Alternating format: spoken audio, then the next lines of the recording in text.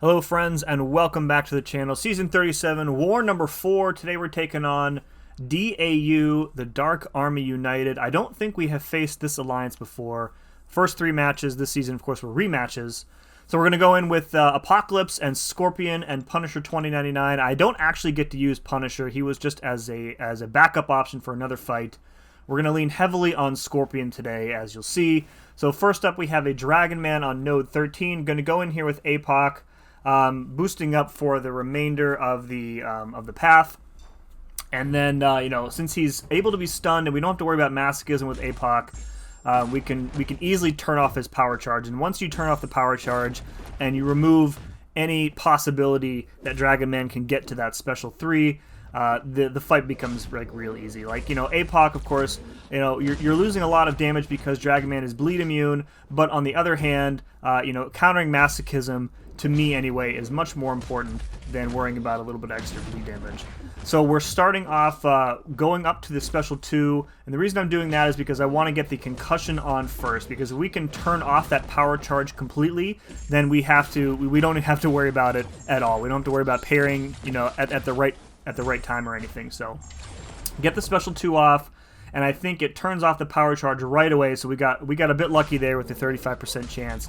So now this Dragon Man is pretty much a walk in the park from here on out. We're just going to play it, normally, refresh the concussion, which we don't necessarily have to do, but we can. And I think I go for the special 1 weakness next, rather than going back up to the special 2 for the degen. Because, now that the fight is under control, we can just do the rest of the damage with our basic attacks.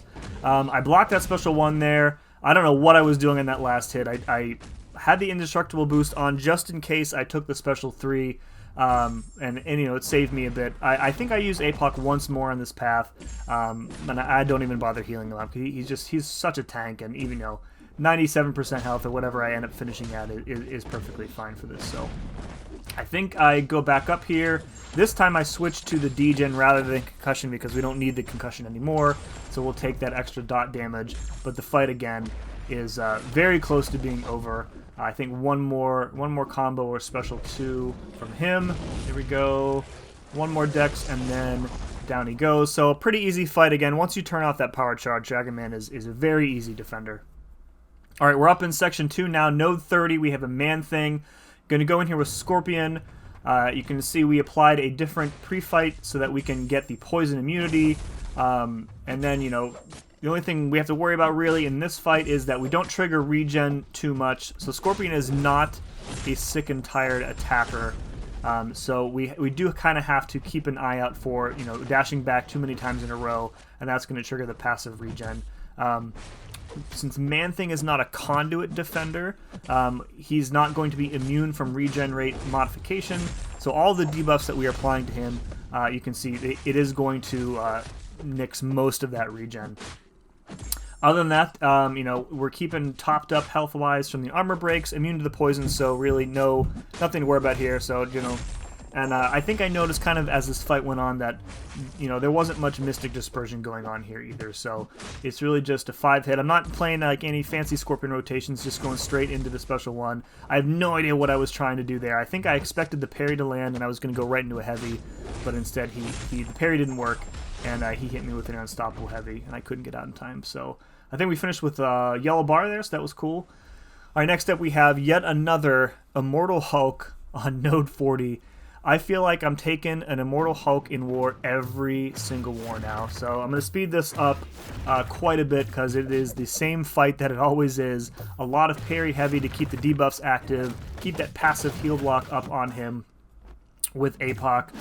Probably could have taken this fight with Scorpion as well, but again, APOC is just, he works so well, and if we can turn off that immortality with the concussion, that's always my preferred approach to this. So unduped Immortal Hulk, not really a major difference there. However, this is only a rank 2, so I expected this to be a very, very quick fight, and it pretty much is. So again, nothing really going on here. I don't think that he gets up to enough gamma to even trigger immortality. So we're going up here with the we have the concussion applied and whatnot, but it honestly doesn't matter because he doesn't even get close to. I think it's 15 gamma you need. I actually think the special 3 kills him outright. Yeah, rank 2. It's interesting to see a rank 2 placed on defense. I don't see that very often in these tiers.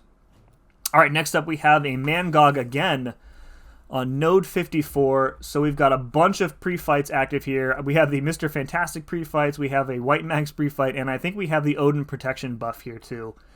So Scorpion really good for this fight, specifically because he can block unblockable special attacks when he has his taunt active if he's awakened.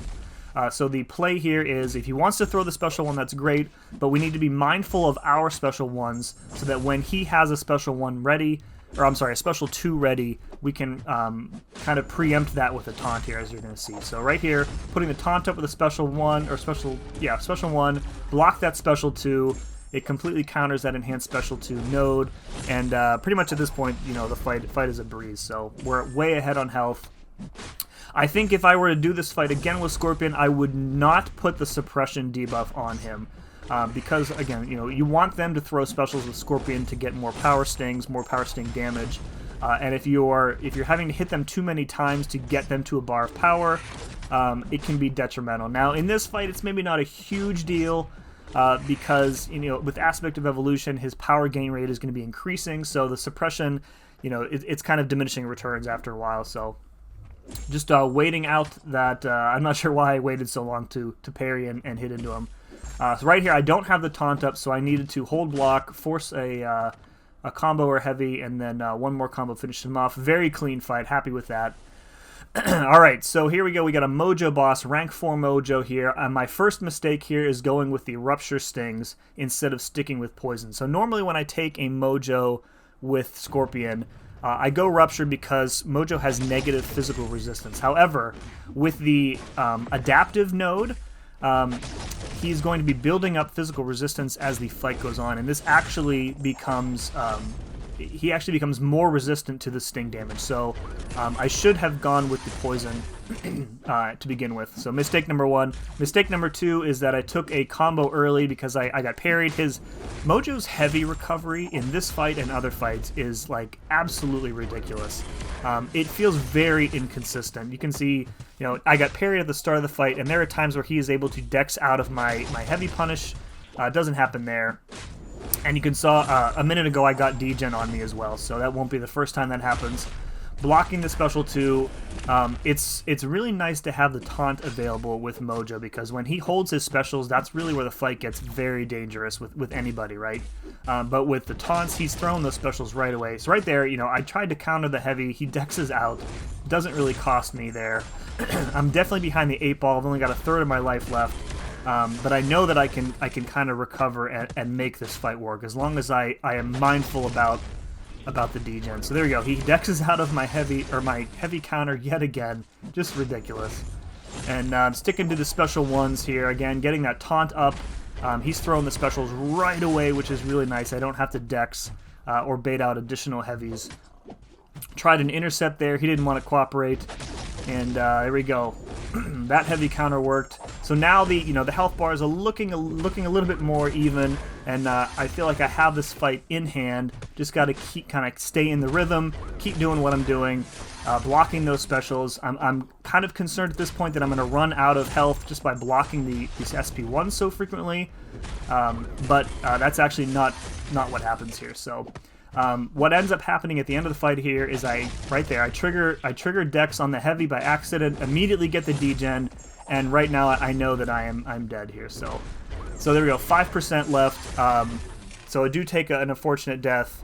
I think that if I had gone poison instead of rupture, the fight would have been over a little bit faster.